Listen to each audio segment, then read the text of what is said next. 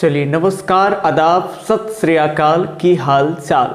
आप सभी अध्ययन करने वाले मित्रों को आपके ही अपने YouTube चैनल आर्ट्स क्लास के ऊपर में स्वागत है। और मैं भारती सर, पटना बिहार से। आज हम लोग बात करेंगे 12वीं कक्षा का जो इतिहास है उसके पहले अध्याय, पहले चैप्टर के ऊपर में। इस चैप्टर का नाम है ईंटें, मनके तथा अस्थियां, यानी इसी को हम लोग आमतौर में हड़प्पा सभ्यता के नाम से जानते हैं। तो ये जो आपका पहला चैप्टर है वो आपका भाग 1 का ये भाग है, भाग 1 का पहला चैप्टर है।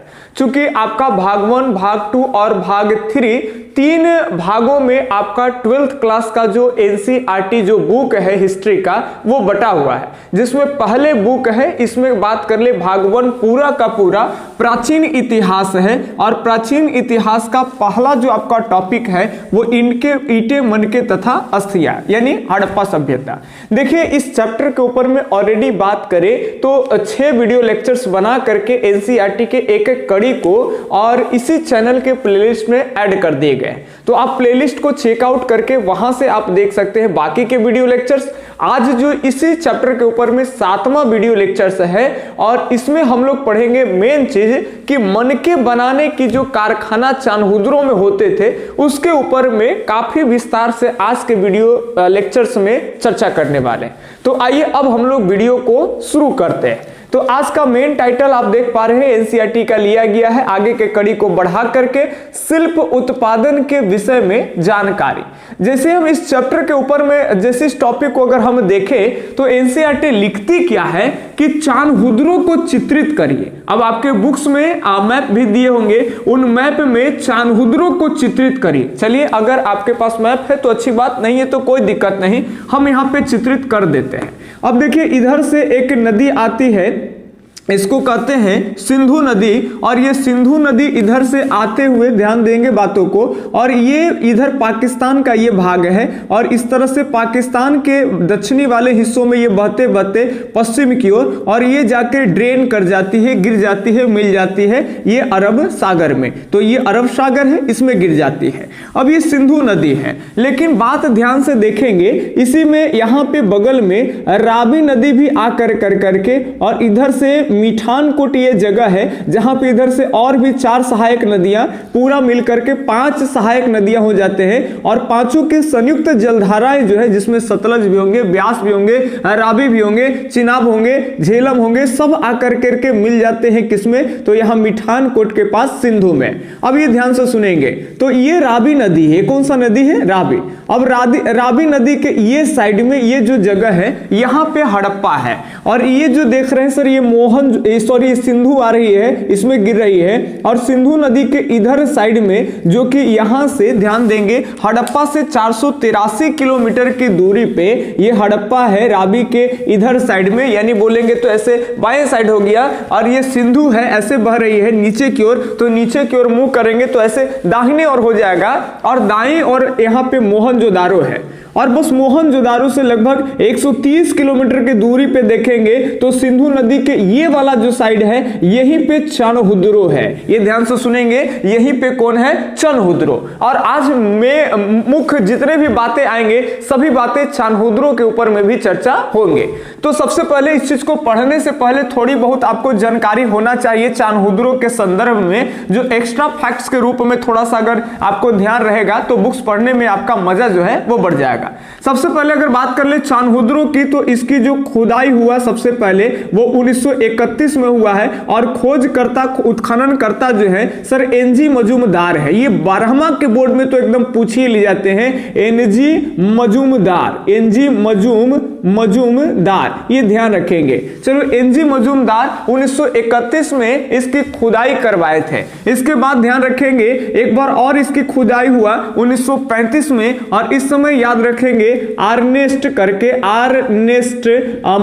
आर्नेस्ट मैके ये खुदाई करवाए। तो 2 बार खुदाई। अब चान्हुद्रो के संदर्भ में जो मुख्य बातें हैं, जहां से अगर हमारी 1 मिनट भी नहीं लगेगी, अगर ये सुन लेंगे तो पूरा 12वां का जितना फैक्ट्स है वो खत्म है, और जितना भी आप रेलवे वगैरह इस सब के जनरल कंपटीशन के तैयारी करने वाले विद्यार्थी होंगे तो उनके लिए चान्हुद्रो के संदर्भ में बस 2-3 बातें याद रखेंगे। चान्हुद्रो की खुदाई कौन किए हैं? तो एनजी मजूमदार किए। कब किए? 1931 ईस्वी में। ये चान्हुद्रो कौन से नदी के किनारे है? तो ये सिंधु नदी। अगर डीप भी पूछेगा तब मैप पे देखेंगे तो आप समझ जाएंगे कि सिंधु के किस ओर है, तो सिंधु के इधर बाईं ओर है, तो सिंधु के बाईं ओर स्थित है ये।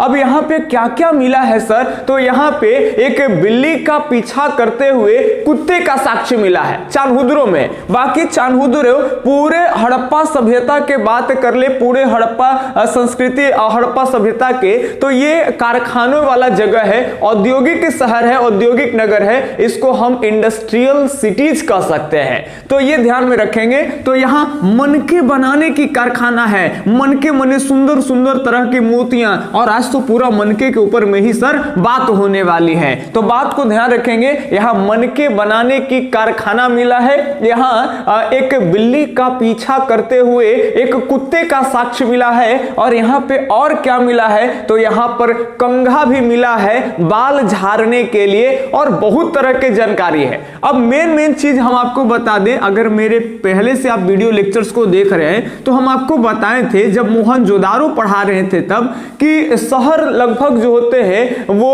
2 वर्गों में बटे हैं, एक पूर्वी वाला भाग और एक पश्चिमी वाला भाग। और आप देखेंगे कि पश्चिमी वाला भाग जो था वो नदी से थोड़ा सा दूर पे बसा हुआ था, ऊंचे स्थान पे बसाया गया था, और वहां शासक प्रशासक वर्ग के लोग रहते थे। लेकिन अगर हम पूर्वी वाले भाग को देखेंगे तो ज्यादातर नदी के किनारे भी होता था, ये आम साधारण लोगों की बस्तियां होती थी, और ये नीचे बस्तियां होते थे जो सुरक्षा के दृष्टि से बढ़िया नहीं था। तो ये जो हम लोग दो तरह के बस्तियां देखे, जिसमें अपवाद के रूप में धौलावीरा को भी देखे थे, लेकिन ये चान्हुद्रो के संदर्भ में बात कर लें तो चान्हुद्रो छोटी सी बस्तियां हैं, एकदम छोटी सी बस्तियां हैं, और इनके शहरों को चारों तरफ से किलेबंदी नहीं की गई थी। ये भी बात याद रखेंगे, चान्हुद्रो की किलेबंदी नहीं हुई है। चान्हुद्रो छोटा सा शहर है, चान्हुद्रो पूरे हड़प्पा का इंडस्ट्रियल शहर है, औद्योगिक नगर है। इसकी खोज 1931 ईस्वी में एनजी मजूमदार के द्वारा किया गया था। अगर इतना बात अगर चान्हुद्रो के संदर्भ में याद रखते हैं, बस आपका बेड़ा पार। बाकी कारखाना है तो यहाँ पे पाउडर बनाने की कारखाना है, पाउडर बनाना है, चाहे लिपस्टिक हो या काजल हो, यानी जितने भी सजने संवरने वाले जो सामग्री है उन सभी का साक्ष्य कहां से मिला है? तो चान्हुद्रो से। अगर इतना बात आपको याद रखेंगे चान्हुद्रो के संदर्भ में अगर याद है तो बस आपका बेड़ा पार। लेकिन यदि आप चाहते हैं कि इस सबसे भी ज्यादा थोड़ा सा चान्हुद्रो को लेकर के समझ विकसित करेंगे तो आज के वीडियो सेशन में बने रहेंगे। अगर समझ बढ़िया नहीं हो पाया तब हमसे कहिएगा। चलिए, तो यही चीज आपका एनसीईआरटी कह रहा है कि चित्रित करिए चान्हुद्रो को। चलिए, हमने चित्रित कर दिया। कहां पे है सर? तो सिंधु नदी के इधर बाएं ओर में ये चान्हुद्रो है। मोहनजोदड़ो से इसकी दूरी जो है वो 130 किलोमीटर की है। अब ये ध्यान में रखेंगे, बुक्स में लाइन पढ़ेंगे बढ़िया से कि मोहनजोदारो की अगर बात कर ले तो ये लगभग 125 हेक्टेयर में फैला हुआ शहर था। क्योंकि मोहनजोदारो की बात कर ले तो ये पूरे हड़प्पा सभ्यता का सबसे बड़ा नगर है मोहनजोदारो। ध्यान से सुनेंगे, जहां पे विशाल स्नानागार मिला है, कांसे की नर्तकियां मिली है, और सभी पे चर्चा भी कर दी है सर। तो मोहनजोदारो के संदर्भ में लिखा है कि 125 हेक्टेयर में फैला हो। कहोगे कि मोहनजोदारो की चर्चा क्यों कर रहे हैं? ताकि आपका चान्हुद्रो का एक बढ़िया कॉन्सेप्ट डेवलप हो सके दिमाग में। देखिए, अब चान्हुद्रो के संदर्भ में लिखा हुआ है कि चान्हुद्रो मात्र 7 हेक्टेयर में फैला हुआ है। अब ये डेटा इसलिए लिखा गया ताकि आपको कंपेयर करके एक आइडियाज लग जाए कि मोहनजोदारो कितना दूर में फैला है और बेचारा चान्हुद्रो कितना दूर तक फैला है। तो कहीं ना कहीं मोहनजोदारो 125 हेक्टेयर में फैला हुआ है और चान्हुद्रो 7 हेक्टेयर में फैला हुआ है। मतलब चान्हुद्रो छोटी बस्तियां होंगे, इतना तो आप समझ ही सकते हैं। बाकी अब तो बउआ रेजवा बालक नहीं न है। चलिए, तो ये समझना है कि चान्हुद्रो बहुत छोटी बस्तियां रही होगी, लेकिन फिर भी यहाँ की जितने भी आबादी थे वो सारे आबादी जो है वो शिल्प उत्पादन में लगे हुए थे। बात को ध्यान से सुनेंगे, बस्तियां छोटी है, बस्तियां का घेराबंदी पक्की ईंटों से नहीं है, बहुत कम क्षेत्रफल में फैला हुआ बस्तियां हैं, लेकिन जितने भी यहाँ लोग हैं वो सब शिल्प उत्पादन के कार्यों में लगे हुए हैं। अब शिल्प उत्पादन की बात कर ले तो इसमें जो कार्य आते हैं शिल्प के कार्य में, जैसे में मनके बनाना, यानी छोटे छोटे मोतिया वगैरह बनेंगे, ठीक है, जिसके मालाएं बनाए जाएंगे, आभूषणों में प्रयोग होंगे, तो ये ध्यान में रखेंगे। मनके बनाना, या फिर जो बड़े बड़े शंख आएंगे उन शंखों की कटाई की जाएगी, क्योंकि शंखों से यहाँ पे चूड़ियां भी बनाए जाएंगे। अभी तरह तरह के बात पढ़ेंगे, आप देखे होंगे गाना वाला में सुने होंगे कि ले ले यह शंखा पोला, और जो शंखा होता है वो देख कलर का होता है, महिला लोग पहनती है बाला वाला के साथ में चूड़ी के साथ। तो यहाँ पे शंखों की कटाई जो काम किए जाएंगे, ये मनके बनाए जाएंगे, ये सब काम किस में आएंगे, तो ये सब शिल्प के कार्य में आएंगे। इसके अलावे में धातु कर्म का जो काम है, यानी धातुओं को गला कर करके और नए नए स्ट्रक्चर, नए नए डिजाइन में अलग तरह के धातु बना देना, ये सब कार्य शिल्प कार्य में आएंगे। साथ साथ मुहरों के निर्माण की अगर बात कर ले, जैसे हम लोग पढ़े कि सेल खड़ी पत्थर होता था और उस पत्थर पे यूनिकॉर्न नामक एक जानवर का पिक्चर होता था। अधिकांश मुहरे में यूनिकॉर्न नामक जो जानवर है, ये तमाम जो चीज पढ़े हैं ना सर कि मुहरे के बारे में, या फिर अलग अलग धातु, अलग अलग बर्तन के बारे में, धातुओं के, या फिर शंख है, चूड़ियां हैं, ये सब का कारखाना न है चान्हुद्रों में। ये सब का क्या है? कारखाना है चान्हुद्रों में। तो चान्हुद्रों के जितने भी आबादी है, ये लगभग जितने भी आबादी है, ये अनुमान लगाया जाता है कि सारे आबादी किसमें लगे हुए थे, तो शिल्प कार्यों में लगे हुए थे, यानी शिल्प के उत्पादन में लगे थे। तो आपको शिल्प कार्य भी समझ में आ गया होगा। शिल्प कार्य के अंतर्गत कौन कौन से कार्य शामिल होंगे, तो मनके की कटाई, कोई भी पत्थर हो, कोई भी धातु हो, अगर मानव अपने प्रयासों से उसके रूपों में चेंज किया जाएगा, यानी एक तरह से मैन्युफैक्चरिंग का काम यहाँ पे होगा, विनिर्माण का काम होगा यहाँ पे। तो जब मानव मनुष्य जो होंगे, हड़प्पा वासी जो लोग होंगे चान्हुद्रों के, वो लोग पत्थरों को काट काट करके अलग अलग मन के मोतियां जो बनाते थे, या फिर धातुओं के भी अगर कुछ आभूषण बनाने में अगर वो करते, उस तरह के मैन्युफैक्चरिंग विनिर्माण, तो ये सारा काम किसमें आएगा, तो शिल्प कार्य में आएंगे। अब ये ध्यान में रखेंगे। अब यहां बात समझेंगे, मन के निर्माण में विविधता, इसको हम अगला टाइटल दे दी, एनसीईआरटी का टाइटल नहीं है। देखिए, जो भी मनके बनते थे उन मनकों में विविधता था, और ये विविधता को हम लोग एकदम अलग कर दिए ताकि आप बहुत बेहतर ढंग से समझ जाए। ये मनके पत्थर के भी बनते थे, छोटी छोटी जो मोतियां होंगे जिनसे मालाएं बनाए जाएंगे, या फिर अलग अलग पहनने में कई लोग जो है कि माला में पहनेंगे, या फिर मान लीजिए जैसे ये अंगूठी है, अब ये अंगूठी में एक ये पत्थर है इस तरह से, तो उस तरह से उनके समय में भी अलग अलग तरह के, चूंकि ये लोग बड़ा शौकीन थे आभूषण को लेकर के। पिछले दिन पढ़ाए थे कि महिला और पुरुष दोनों के कब्रों में, याद रखेंगे, आभूषण वगैरह मिले हैं दोनों के कब्रों में, और दोनों ये अनुमान भी लगा लिया गया है और ये प्रमाणित भी हो गया है कि हड़प्पा वासी में महिला और पुरुष दोनों आभूषण भी पहनते थे। तो ध्यान में रखेंगे। अब ये मनके का निर्माण होता, तो मनके किसके होते, तो पत्थर के भी होते और धातु के भी। अब इसमें कुछ पत्थरों के बारे में आपको थोड़ी सी जानकारी रखना है। एक पत्थर है, ध्यान रखेंगे, इसको कहते हैं कार्निलियन के पत्थर, याद रखेंगे, कार्निलियन पत्थर। देखिए, कार्निलियन पत्थर के बारे में थोड़ी सी बात आपको ध्यान रखना है कि ये पत्थर के अगर बात कर ले, तो अगर आप बुक में देख पाएंगे, इसको बुक में तो आपका दिया हुआ ही नहीं बरमा में, लेकिन अगर आपको ये एविडेंस के तौर पर मिलता है और देखेंगे, तो ये पत्थर ऑलरेडी लाल टाइप का होगा, एकदम लाल टाइप का। ये पत्थर बड़ा चमकीला होता है, इसको कहते हैं कार्निलियन का पत्थर। लेकिन असल में ये लाल होता नहीं था, ये याद रखेंगे, ये पीले रंग के पत्थर होते थे। लेकिन इसको कई जगह से, कई प्रोसेस से होकर के गुजरना जब पड़ता था, तो इसमें घिसाई वगैरह होंगे। इसको जब गर्म किए जाते थे तो इसका रंग बदल करके और लाल हो जाता था। तो याद रखेंगे, कार्निलियन का जो पत्थर होता था वो ऑलरेडी पहले पीला होता था, लेकिन जब इसको गर्म किया जाता था तो इसका रंग बदल के लाल हो जाता है। जैसे आप देखे होंगे कि भट्ठे पे मिट्टी का जो ईंटा बनता है, तो मिट्टी का रंग अलग होता है। जब उस ईंटे को भट्ठे में पका दिए जाते हैं तो उसका कलर चेंज होकर के रेड के जैसा हो जाता है, लाल की तरह होता है। ठीक उसी तरह से कार्निलियन पत्थर को याद रखेंगे, आग में पकाया जाता था, जब अधिक ताप दिया जाता था तो इसका रंग बदल करके लाल हो जाता। उसी तरह से एक पत्थर के बारे में और जानना है आपको, जिसको कहते हैं और जैस्पर के बारे तो हम लोग पिछले दिन ही पढ़े थे। हालांकि एक बात याद रखेंगे जब आप डीप स्टडी करना चाह रहे हो तो, कि जैस्पर को याद रखेंगे, जैस्पर पत्थर को सूर्यकांत की पत्थर भी कहते हैं। तो कहीं भी अगर सूर्यकांत पत्थर रखेंगे तो समझ जाएंगे कि वो जैस्पर है। और पिछले दिन आपको बताए थे कि जब हड़प्पा में 1980 के दशक में भी एक बार जब खुदाई हुई थी तो वहां एक मनुष्य में एक पुरुष की खोपड़ी है और खोपड़ी के पास में जैस्कर के ही 3 छल्ले वाले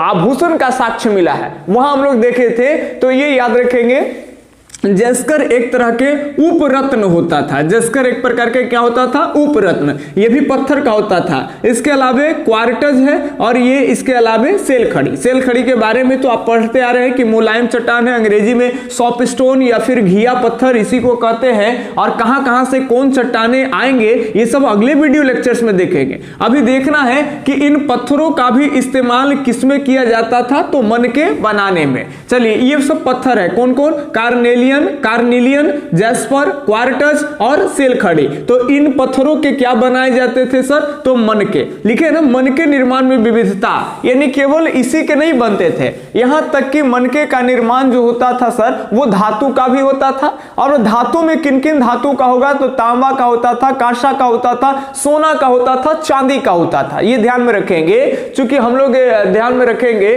कि लोहा के ज्ञात नहीं था और मनके में लोहा का इस्तेमाल भी नहीं होता था। लोहा है ही नहीं हड़प्पा में, हड़प्पा वासी को लोहा का ज्ञान ही नहीं था। ये कहीं से एविडेंस, कहीं से साक्ष्य मिलता ही नहीं है। तो इनको जो धातु का ज्ञान था, जो खास करके धातु एक कीमती आते थे, उनके मनके बनते थे। तो याद रखेंगे, तांबा का भी मनके बनते थे, कांसा का भी, सोना का भी और चांदी का भी। जैसे हम लोग एक पिछले दिन देखे सोचता सिटी, ये ट्रिक बहुत ज्यादा प्रचलित है और इसीलिए यही आप याद रखेंगे। कौन सा सिटी? तो सोचता सिटी। सोचता सिटी से ध्यान रखेंगे, सो से सोना, च से चांदी, ता से तांबा, टी से टीना। इन सभी धातुओं का ज्ञान हड़प्पा वासी को था। बाकी जो धातु जैसे मान लेते हैं कि जैसे लोहा हो, उसका कोई ज्ञान नहीं था। ठीक है, तो चलिए ये भी याद रखेंगे। सीसा वगैरह का भी ज्ञान होगा। ये लोग सीसा भी लाएंगे दूसरे जगह से, कहां से कौन चीज लेके आएंगे अगले वीडियो लेक्चर्स में एकदम क्लियर कर देंगे। तो अभी ये ध्यान में रखेंगे। अब आगे हम जैसे ही आपको बताएं कि कहते हैं कि इसके अलावे में भी शंख हो गए या फिर फायांस हो गए। फायांस की चर्चा हम लोग पिछले वीडियो में किए थे कि ये रेत और इसमें चिपचिपा पदार्थ और रंग डाल करके और बर्तन बनाए जाते थे। फायांस हड़प्पा समय में पुरातत्वविदों का यह अनुमान है कि उस समय ये विलासिता के वस्तु रही होगी।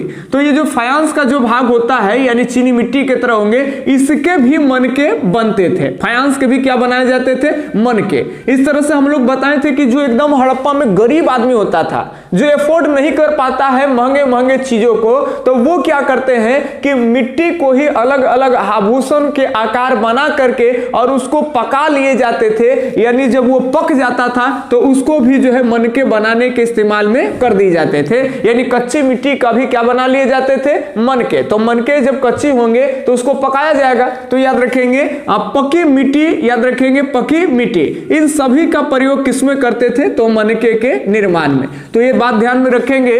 चानहुद्रो ये वो जगह है जहां पे क्या बनाए जाते हैं? मनके बनाए जाते हैं। और मनके में भी विविधता है। मनके धातु के भी होते थे, मनके पत्थरों का भी होते थे, मनके फायांस के भी होते थे, शंख के भी होते थे, मनके कच्ची मिट्टी को पका करके यानी पकी मिट्टी के भी होते थे। और हम लोग देखे कि मनके जो है पत्थरों में भी अलग अलग पत्थरों का, जैसे सेलखड़ी पत्थर का भी इस्तेमाल होता है, कार्नेलियन पत्थर का भी इस्तेमाल होता है, क्वार्टज का इस्तेमाल होता है। तो तमाम तरह के पत्थरे और तमाम तरह के धातुओं का भी इस्तेमाल मनके बनाने में होता था। और ये बनते कहां हैं सर? तो चानहुद्रो में बनते हैं। चलिए आगे ध्यान में रखेंगे। कहते हैं कि कुछ मनके 2 या 2 से अधिक पत्थरों को जोड़ करके बनाए जाते थे। याद रखेंगे, 2 या 2 से अधिक पत्थरों को जोड़ करके और क्या बनाए जाते थे? तो मनके। और कुछ सोने के टोप वाले पत्थर के होते थे। माने सोना के टोप है और उसमें ध्यान रखेंगे, यानी पत्थरों का होता था, उसमें सोने जकड़े जाते थे। ये अलग अलग तरह के कहीं सोने के टॉप जो है वो मिले भी हैं साक्ष्य के रूप में। तो ये ध्यान रखेंगे। अच्छा, अब बात कर ले इन मनके मनके के ऊपर में कि जो विविधता थी मनके में, अलग अलग मनके बनते थे धातु के, पत्थर के, धातु में भी अलग अलग धातु, पत्थर में भी अलग अलग पत्थर, तो इसके आकार कैसे होते थे, तो इसका एक आकार नहीं होता था, इसके आकार में भी विविधता है। जैसे चक्राकार होता था, बेलनाकार होता था, गोलाकार होता था, ढोलाकार होता था, तो इनके आकार भी अलग अलग। अब ये आप पिक्चर देख सकते हैं कि किस तरह से आपको अलग अलग आकार के मनके आपको दिख पा रहा है। अब बहुत सारे लोग को जखनी से अगर मनके नहीं समझ में आ रहा था तब से, तो आप ये देख सकते हैं ये मनके हैं, ठीक है। अब चलिए, अब ध्यान रखेंगे, ये मनके की बात कर ले तो अलग अलग आकार के होते थे, खंडित भी होते थे, खंडों में विभाजित होते थे। अब इस मनके के ऊपर में थोड़ी सी बात ये भी याद रखेंगे कि सुंदर सुंदर, काफी सुंदर सुंदर चित्रकारी की जाते थे मनके के ऊपर में चित्रकारी। चलिए ये आप देखेंगे मनके, इसमें आपको दिख रहा होगा कि सुंदर सुंदर चित्रकारी जो है वो मनके के ऊपर में किए गए हैं। तो ये भी चीजें थी, और साथ साथ ये याद रखेंगे यहाँ पे जो बनाने की जो तकनीक है इसके ऊपर में थोड़ी सी हम बात कर ले कि ये कैसे मनके को बनाते थे। तो इसमें एक बात दिया गया है आपके बुक्स में ही कि सेल खड़ी, कौन सी खड़ी, सेल खड़ी। एक मिनट रुक ले, शोर हो रहा है।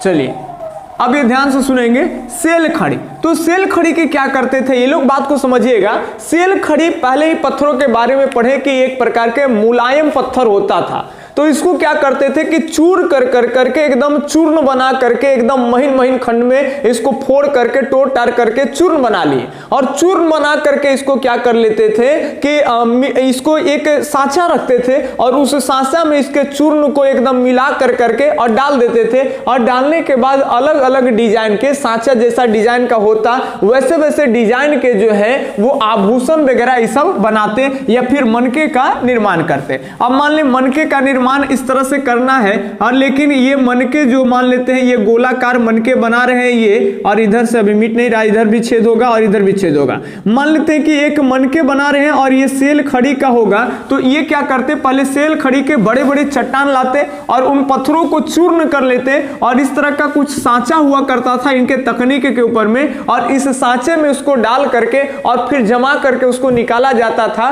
तो ये सेल खड़ी पत्थर के ही नया टाइप का जो है वो मनके तैयार हो जाते थे। इसके अलावा जब ये अपने तकनीकों से, जब अपने सांचे की मदद से अलग अलग मनके बना लेते, तो उनके मनके के ऊपर में घिसाई का भी काम होता और साथ साथ पॉलिश भी किए जाते थे। ये ध्यान में रखेंगे, घिसाई और पॉलिश से जब वो घिसता था तो उसमें चमक आ जाते थे। जब पॉलिश वगैरह लग जाते थे तब लगता था कि हाँ ये कीमती है, पहनने पे चमक धमक जो है वो बढ़ जाएगी।